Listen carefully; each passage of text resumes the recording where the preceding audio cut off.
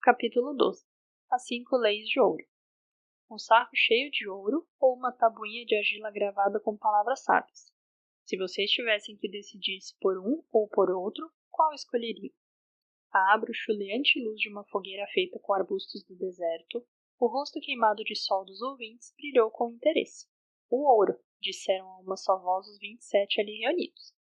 O velho Calabade sorriu astuciosamente. Atenção, atalhou ele levantando o braço. Ouçam os cães selvagens ferindo a noite. Eles uivam e ganem porque estão mortos de fome. Mas deem-lhe de comer e o que fazem?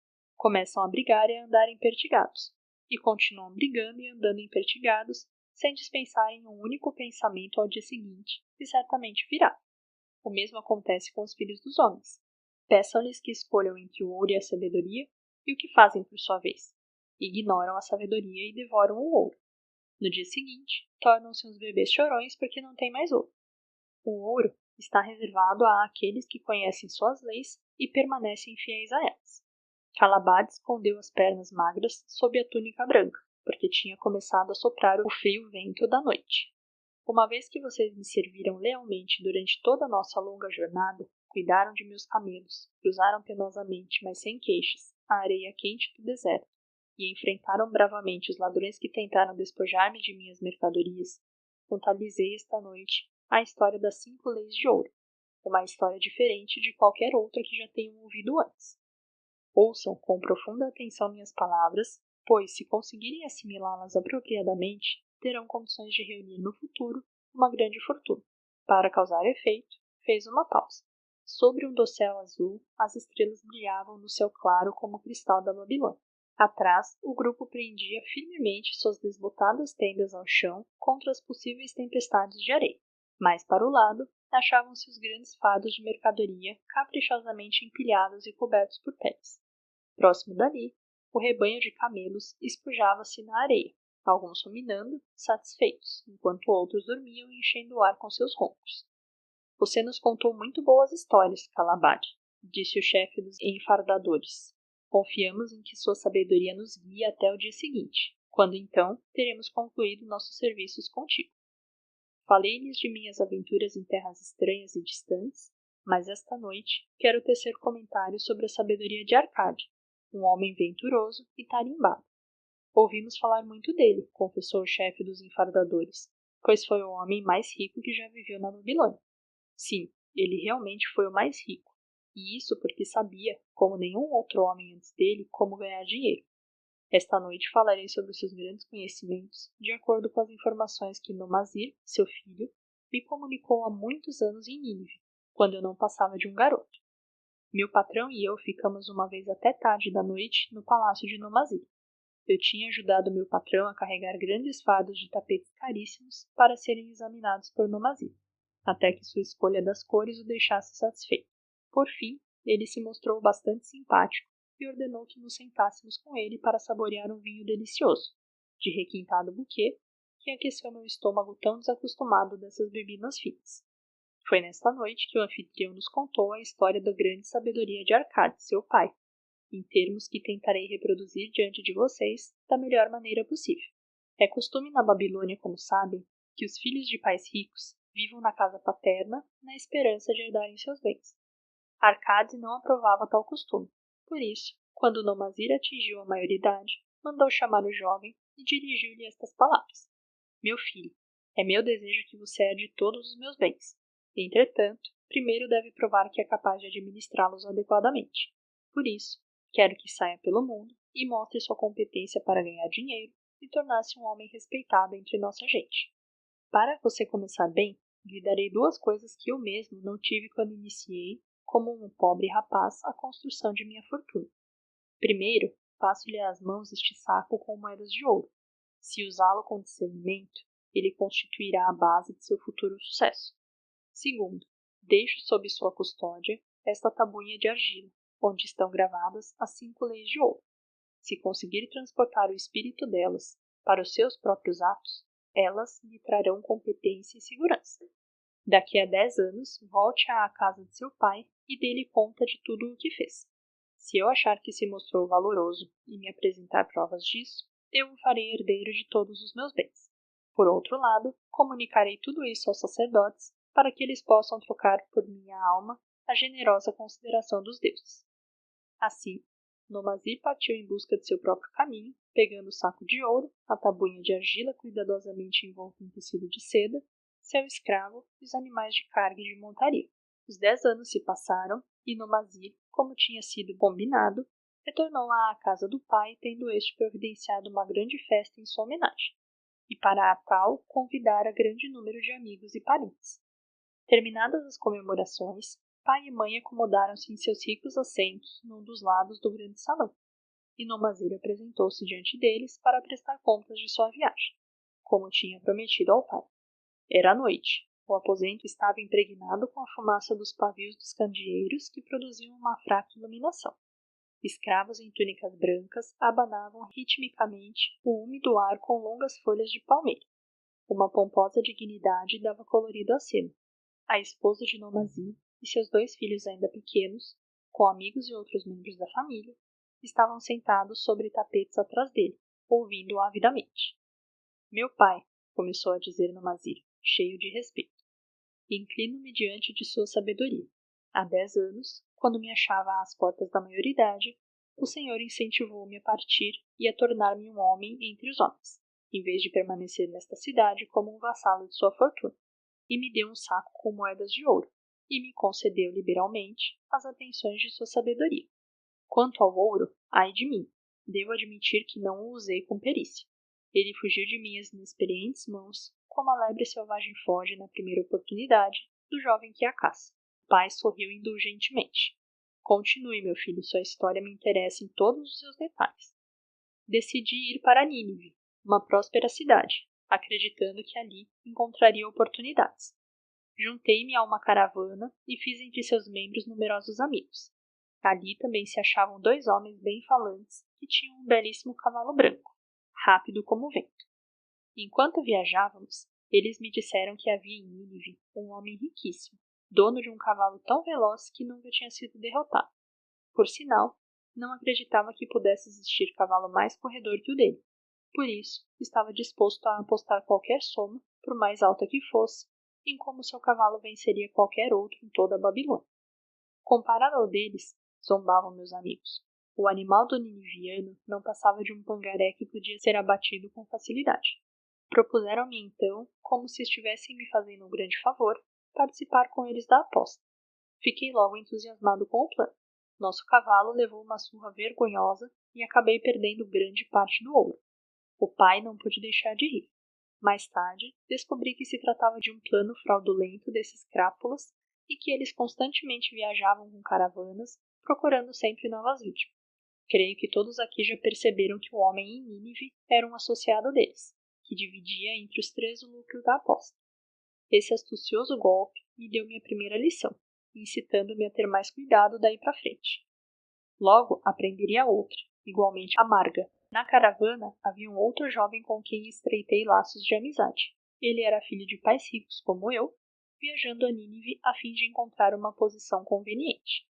Não muito depois de nossa chegada, me contou que um comerciante tinha morrido, deixando uma loja repleta de ricas mercadorias e uma clientela de primeira qualidade, que podiam ser adquiridas por um preço insignificante. Dizendo que seríamos sócios em partes iguais, mas que antes precisava voltar à Babilônia para investir seu dinheiro, convenceu-me a comprar a loja apenas com a minha parte, acrescentando que a dele seria usada mais tarde para levar adiante o empreendimento. Ele adiou quanto pôde sua viagem à Babilônia, provando nesse meio tempo ser um comprador burro e um gastador insensato. Por fim, mandei-o embora, mas o negócio já se deteriorara. A loja repleta de mercadorias que ninguém queria comprar e eu sem dinheiro para adquirir outras. Passei o que restava a um israelita por um preço desprezível. A isso se seguiram, meu pai, dias bastante amargos. Procurei emprego e não encontrei, pois não tinha profissão nem treinamento que me capacitassem a ganhar o meu dinheiro. Vendi meus cavalos, vendi meu escravo, vendi grande parte de minhas roupas, para que pudesse comer e ter um lugar para dormir. Mas a escassez tornava-se a cada dia mais assustadora. Nesses dias amargos, porém, lembrei-me da confiança que o Senhor tinha depositado em mim. O Senhor insistiu comigo para que me tornasse um homem, e eu estava disposto a não desapontá-lo, A mãe escondeu o rosto e chorou baixinho. Foi então que me veio à memória a tabuinha que o senhor me dera e de onde tinha gravado as 5 leis de ouro. Li com extremo cuidado suas sábias palavras e percebi que se ao menos tivesse buscado primeiro a sabedoria, meu ouro não teria ido embora. Decorei cada uma das leis e determinei que se ainda uma próxima vez a deusa da boa fortuna sorrisse para mim, eu me deixaria guiar pela sabedoria dos mais velhos, em vez de confiar na inexperiência da juventude. Para proveito de todos os que se acham aqui reunidos esta noite, lerei as sábias palavras de meu pai, gravadas sobre a tabuinha de argila, que ele me entregou faz hoje 10 anos. Lei número 1. O ouro vem de bom grado e numa quantidade crescente para todo homem que separa não menos de 1/10 de seus ganhos, a fim de criar um fundo para o seu futuro e o de sua própria família. Lei número 2. O ouro trabalha diligente e satisfatoriamente para o homem prudente que, possuindo-o, encontra para ele um emprego lucrativo, multiplicando-o como os flocos de algodão no campo. Lei número 3. O ouro busca a proteção do proprietário cauteloso, que o investe de acordo com os conselhos de homens mais experientes em seu manuseio. Lei número 4. O ouro foge do homem que o entrega em negócios ou propósitos com que não está familiarizado ou que não contam com a aprovação daqueles que sabem poupá-lo. Lei número 5. O ouro escapa ao homem que o força a ganhos impossíveis ou que dá ouvidos aos conselhos enganosos de trapaceiros e fraudadores, ou que confia em sua própria inexperiência e desejos românticos na hora de investir. Essas são as 5 leis de ouro gravadas por meu pai na tabuinha. Proclamo-as tão valiosas quanto o próprio ouro, como ficará demonstrado pela continuação de minha história. Ele então encarou o pai. Contei-lhe sobre a grande pobreza e o desespero que minha inexperiência me trouxe. Entretanto, não existe nenhuma sucessão de infortúnios que não chegue a seu fim. No meu caso, isso aconteceu quando consegui um emprego como chefe de um grupo de escravos que trabalhavam na nova muralha externa da cidade. Usando meu conhecimento da primeira lei de ouro, economizei uma moeda de cobre dos meus primeiros vencimentos, acrescentando a ela sempre que possível uma moeda de prata. Era um procedimento lento, pois eu tinha de fazer despesas pessoais. Gastava de má vontade e de mito, porque estava determinado a ganhar, antes de completados os 10 anos, muito mais dinheiro que aquele que o senhor meu pai me havia concedido. Um dia, o chefe dos escravos, de quem me tinha tornado amigo, disse: Você é um jovem econômico, que não gasta temerariamente o que ganha. Tem procurado guardar dinheiro? Sim, respondi. Eu desejo juntar o suficiente para repor aquele que meu pai me deu e que perdi. Posso garantir-lhe que se trata de uma ambição meritória. Sabia que o dinheiro que você está economizando pode trabalhar para você e ganhar muito mais? Ai de mim! Tive uma experiência bastante amarga, pois todo o ouro de meu pai escorreu como água, e tenho muito medo de que o meu vá pelo mesmo caminho. Se tiver confiança em mim, eu o ensinarei a lidar de modo lucrativo com o dinheiro, disse ele. Dentro de 1 ano, a muralha externa terá sido terminada e estará pronta para receber os grandes portões de bronze que serão erguidos em cada entrada, a fim de proteger a cidade contra os inimigos do rei. Em toda Nínive, não existe metal suficiente para fazer esses portões, e o rei ainda não pensou em providenciá-lo. Eis o meu plano. Um grupo de nós juntará o dinheiro que temos para organizar uma caravana às minas de cobre e estanho muito distantes e trazer a Nínive quantidades imensas de metal. Quando o rei ordenar a fabricação dos portões, nós sozinhos poderemos fornecer o metal a um preço que o soberano não se recusará a pagar. Se o rei não quiser comprar diretamente de nós, mesmo assim teremos o metal, que poderá então ser vendido a um preço bem mais alto. Em seu oferecimento, reconheci uma oportunidade para aplicar a terceira lei e investir minhas economias sob a orientação de um homem sábio. Não fui desapontado. Nosso grupo foi bem sucedido e meu pequeno depósito de ouro cresceu bastante com a transação. Com o tempo, fui aceito como um membro desse mesmo grupo em outros empreendimentos. Eram homens de tirocínio para os negócios. Discutiam minuciosamente todos os planos levados a seu exame antes de se lançarem a qualquer empresa. Protegiam o principal contra todas as eventualidades e não se metiam em nada em que o dinheiro investido não pudesse ser recuperado. Iniciativas malucas, como a do cavalo de corrida ou da expedição pelos mares, em que eu tinha entrado devido à inexperiência, não teriam sido sequer consideradas por eles. Eles teriam percebido imediatamente suas fragilidades.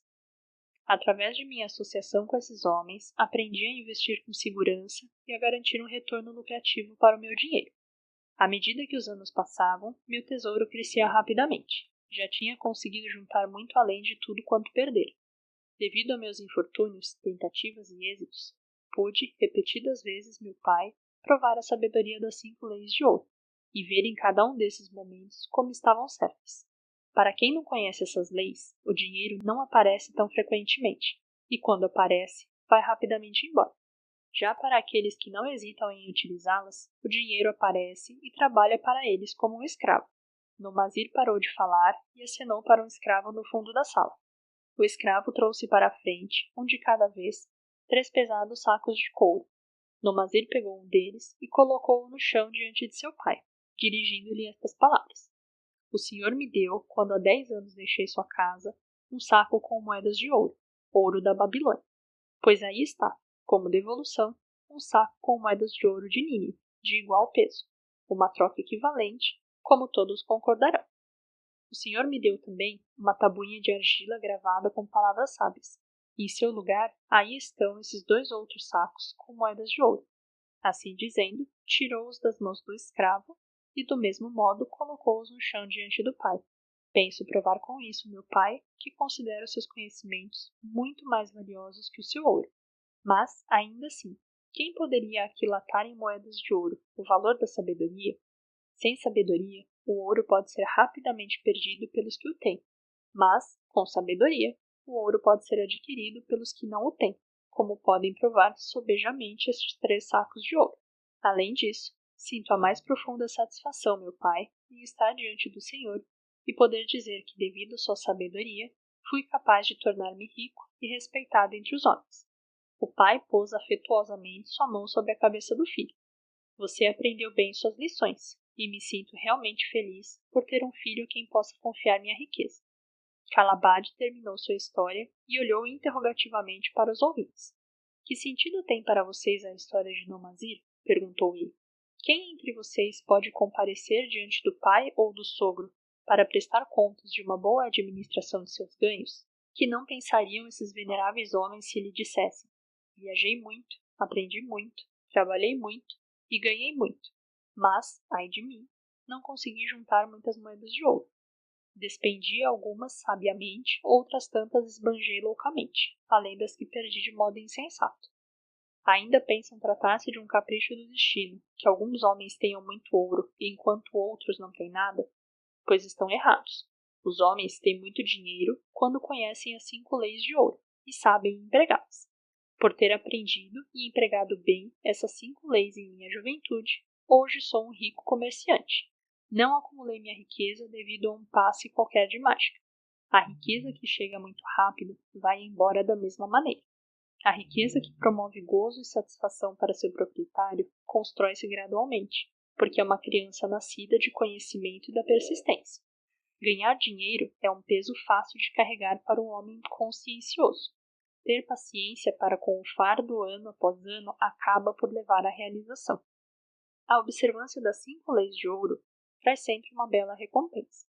Cada uma dessas 5 leis é rica de sentido, e, temendo que não tenham sido suficientemente assimiladas durante minha breve história, faço questão de repeti-las. Conheço-as de cor, porque em minha juventude pude ver o quanto eram valiosas, e não sosseguei enquanto não as retive na memória, palavra por palavra.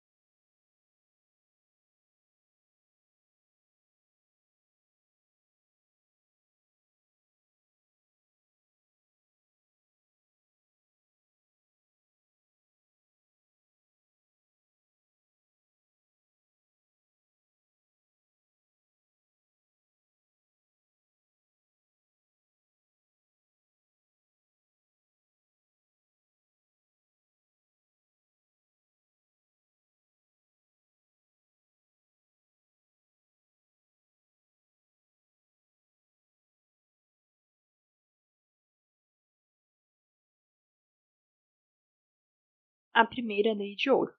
O ouro vem de bom grado e numa quantidade crescente para todo homem que separa não menos de 1/10 de seus ganhos, a fim de criar um fundo para o seu futuro e o de sua própria família.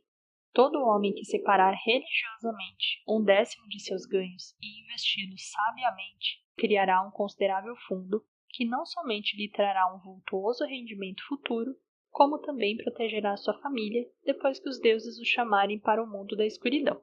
A lei afirma igualmente que o ouro vem de bom grado para tal homem. Pude certificar-me disso em minha própria vida.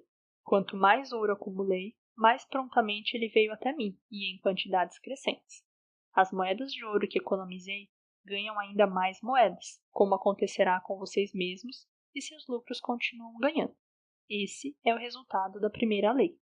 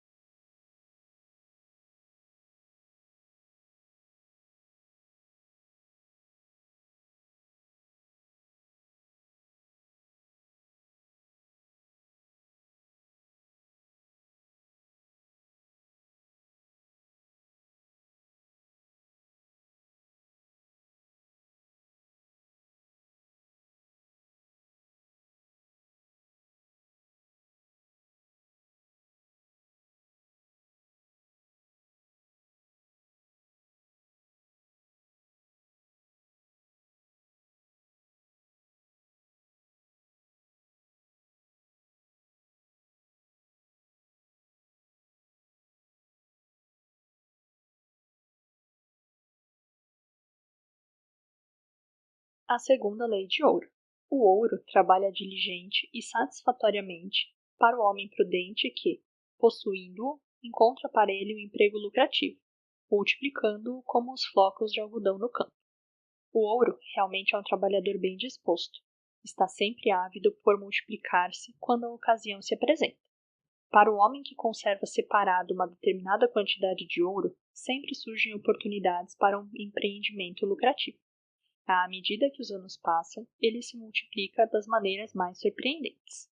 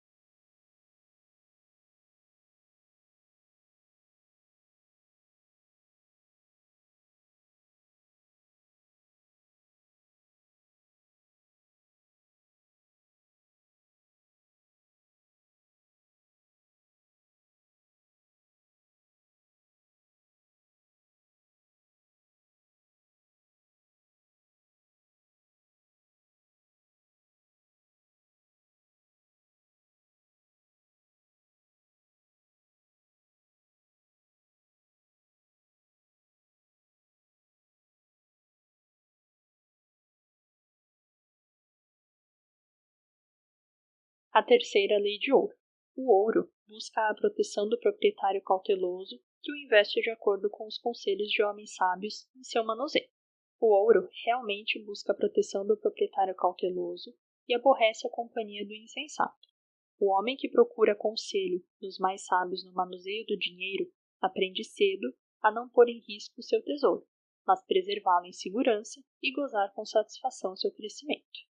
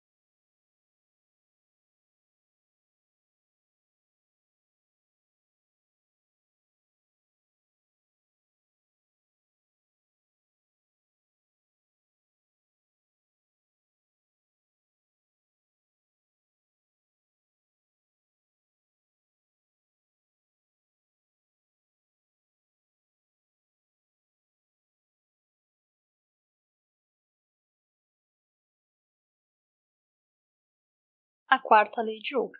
O ouro foge do homem que o emprega em negócios ou propósitos com os quais não está familiarizado ou que não contam com a aprovação daqueles que sabem poupá-lo.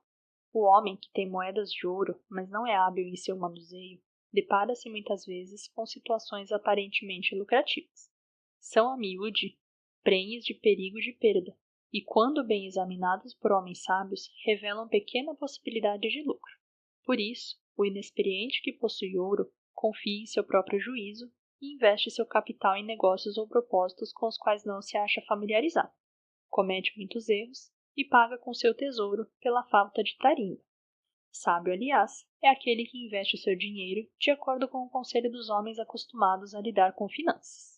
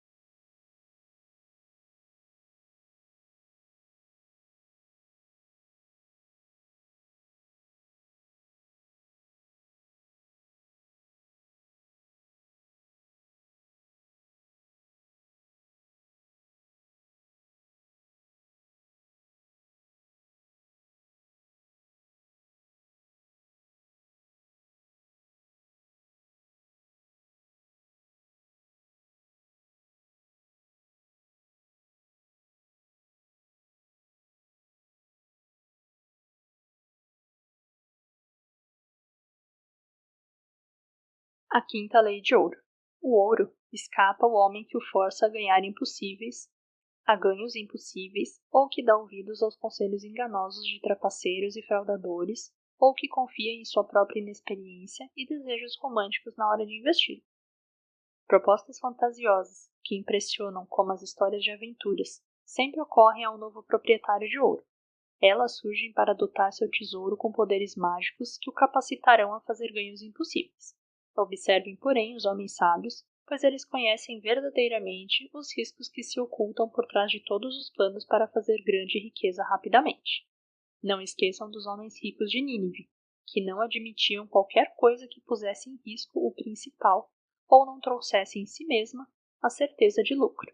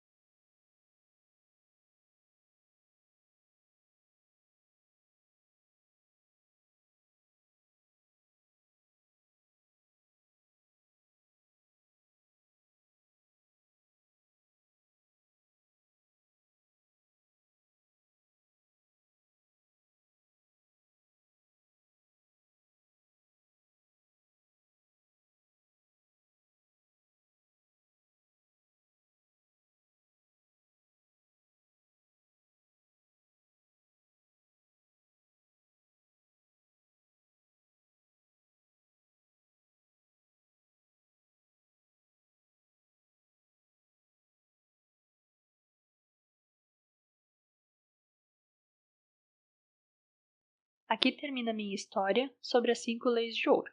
Ao contá-la, espero ter passado para vocês os segredos de meus próprios sucessos. Não há realmente segredos, mas verdades que todo homem deve primeiro aprender e então seguir quem deseja sair da multidão, a qual, como aqueles cães distantes, tem de se preocupar todos os dias com a alimentação. Amanhã entraremos na Babilônia. Olhem, vejam o fogo perene que arde acima do templo de Bel. Já estamos perto da cidade de ouro.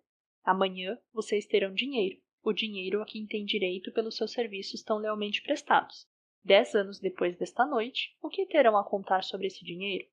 Se houver entre vocês quem, como Nomazir, venha a usar uma parte de seu dinheiro para tentar conseguir por si mesmo uma posição social, a partir daí, deixar-se guiar pela sabedoria de Arcade, se depois de 10 anos, a contar de agora, for um apostador seguro, como o filho de Arcade, esse alguém será então rico e respeitado entre os homens. Nossas ações sensatas acompanham-nos através da vida, para nos dar prazer e ajudar-nos. Do mesmo modo, nossas ações insensatas nos seguem para nos causar prejuízos e atormentar-nos. Ai de mim, elas não podem ser esquecidas.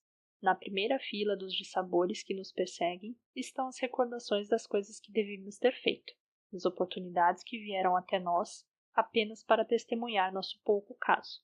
Ricos são os tesouros da Babilônia, tão ricos que nenhum homem seria capaz de estimar seu valor em moedas de ouro. A cada ano, tornam-se mais ricos e mais valiosos. Como os tesouros de qualquer terra, eles são uma bela recompensa para homens de iniciativa que resolvem garantir sua justa partida. Na força de seus próprios desejos, acha-se um poder mágico. Guie esse poder com o seu conhecimento das 5 leis de ouro, e assim poderão compartilhar os tesouros da Babilônia.